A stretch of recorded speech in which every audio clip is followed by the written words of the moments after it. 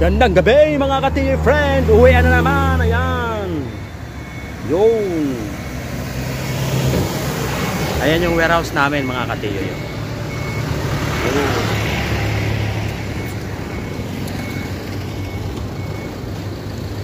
Overtime lang po si TJ friend ng 1 oras. Instead na alas 5 ay lumabas tayo ng alas 6. Huh? So ngayon ay lalakad po si TJ friend. Yan po yung aming opisina mga kaibigan. Yan. Yun, yung malaking building na yan.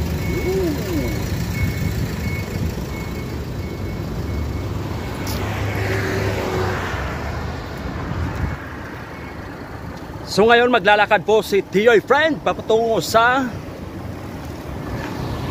bus stop. Pagpa-uwi mga kaibigan, malapit lang yung aking sinasakayan. Malapit lang dito sa likod ng aming warehouse. So, ayan, umiikot pa ako sa likod ng aming warehouse. Yan. Yan.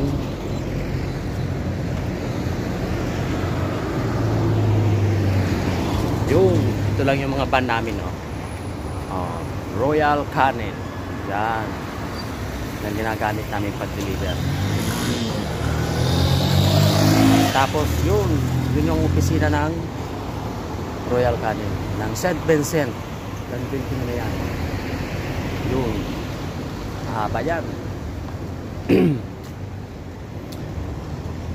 So ngayon maglalakad po tayo papuntang bus stop mga ka-TJ friend.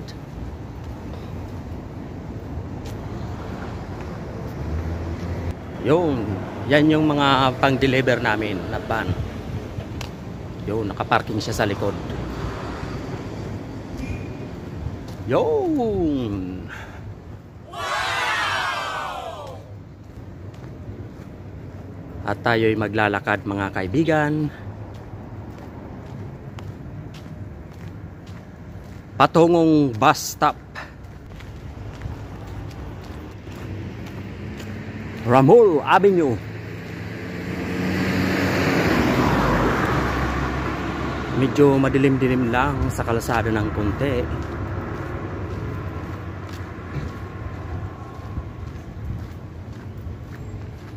Pagpa-uwi, linalakad ko lang to ng mga 7 minutes. Pero pag papasok sa trabaho, medyo mahaba-haba yung aking nilalakad mga ka-TJ. Ay inaabot ako ng mga 20 minutes. Pero napakaganda naman sa katawan at exercise naman tayo mga kaibigan.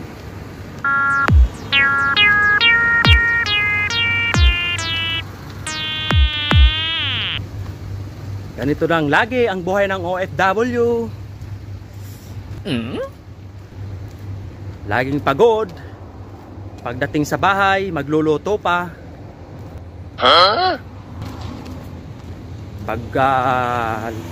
Pagka na yung uniform ay kailangan ng labahan, maglalaba pa. Kaya mahirap. Tawid muna tayo. Mahirap ang buhay ng isang OFW.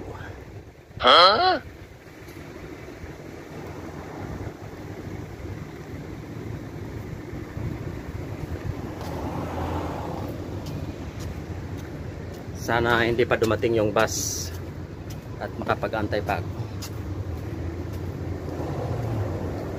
Yan, malapit na tayo mga kaibigan sa bus stop.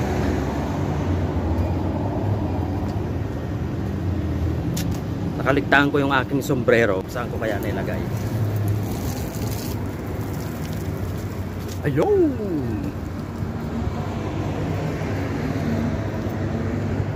Yan, nandito na yung bus stop mga kaibigan, no?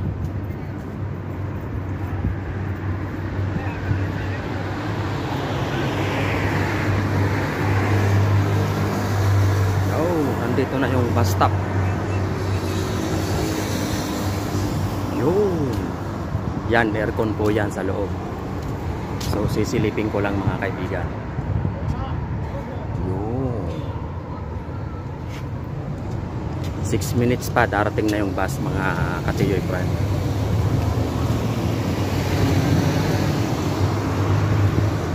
So dito na lang tayo sa labas aantay